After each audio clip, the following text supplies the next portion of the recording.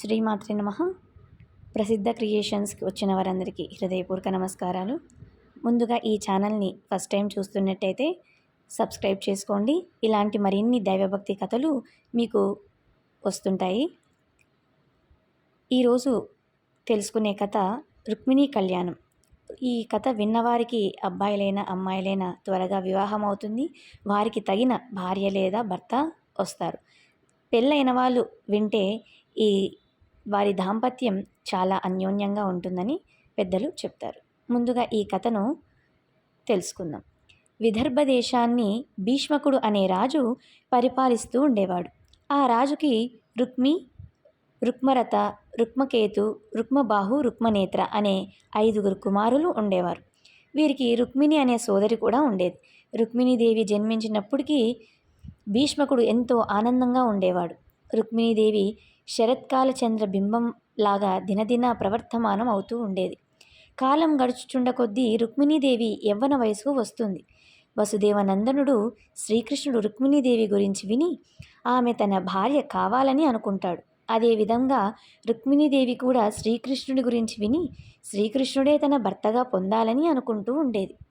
రుక్మిణీదేవి పెద్దలు దీనికి అంగీకారం తెలిపి పెళ్లి దిశగా పనులు మొదలు పెడుతుండగా రుక్మి అంటే తన సోదరుడు, రుక్మిణీదేవి సోదరుడు ఈ మాటలు విని తన సోదరి పెళ్లి శిశుపాలుడికి ఇచ్చి చెయ్యాలని తీర్మానిస్తాడు.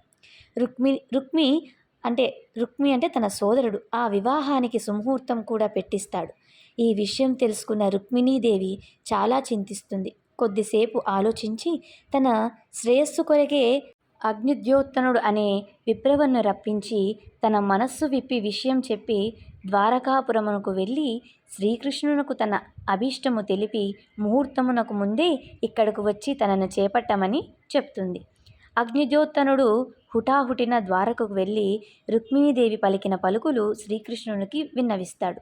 అంతేకాక శ్రీకృష్ణుడికి ఆ విప్రవర్యుడు రుక్మిణీదేవిని ఏ విధంగా చేపట్టాలో ఆలోచనగా ఈ విధంగా చెబుతాడు. యదువంశనందన రుక్మిణీదేవి వారి వంశంలోని వారి ఆచారము ప్రకారం పెళ్లి కుమార్తె పాణిగ్రహణానికి ముందు నగరము పొలిమేరలో ఉన్న దేవాలయానికి గౌరీ పూజకు వస్తుంది. ఆ సమయంలో యదువంశనందన, నువ్వు ఆమెను తీసుకొని వెళ్ళవచ్చు. ఆమెతో పాటు ఎవ్వరూ ఉండరు, కావున యుద్ధము జరిగే ప్రసక్తి కూడా ఉండదు. శ్రీకృష్ణుడు అందుకు అంగీకరిస్తాడు. వారిరువురు విదర్భ దేశము వైపు బయలుదేరుతారు. అగ్నిద్యోతనుడు రుక్మిణి వద్దకు వెళ్ళి శ్రీకృష్ణుడితో జరిగిన సంభాషణ చెప్తాడు.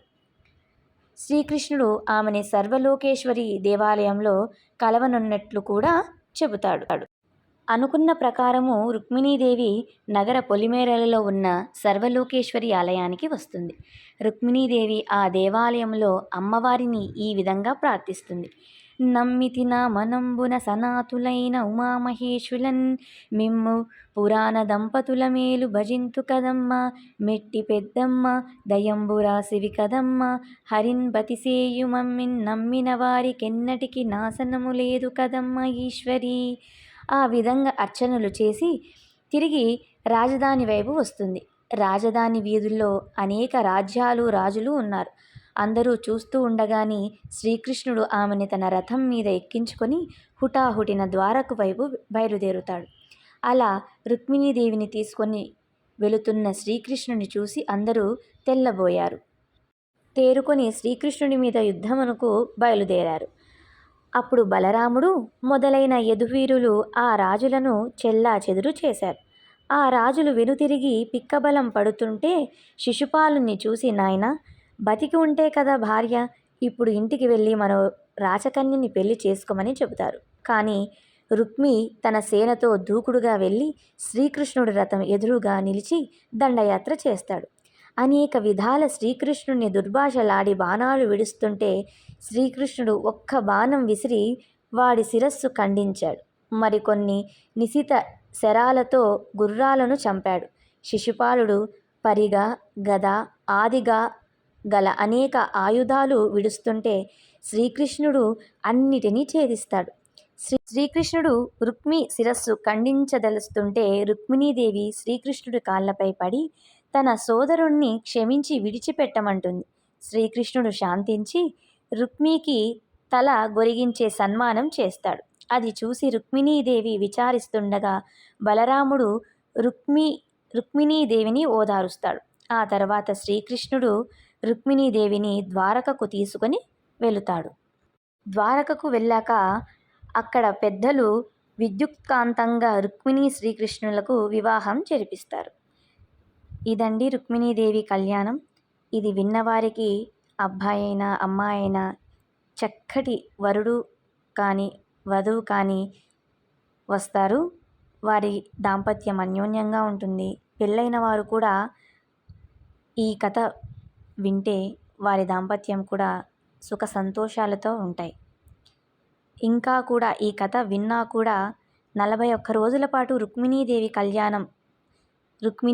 కళ్యాణ లేఖ చదివిన వారికి మంచి భర్త కూడా వస్తారు. ఈ వ్రతం అంటే 41 రోజులు చేయాలి. దీనికి నేలపైన పనుకొని సాత్విక ఆహారం తీసుకోవాలి. ఇదండి రుక్మిణీదేవి కళ్యాణం. మీకు నచ్చితే ఖచ్చితంగా లైక్, షేర్, సబ్స్క్రైబ్ చేయండి. మన ఛానల్ని ఎవరైనా ఫస్ట్ టైం చూస్తున్నట్టే ఖచ్చితంగా సబ్స్క్రైబ్ చేసుకోండి. ఇలాంటి మరెన్నో కథలతో మీ ముందుకుంటాను.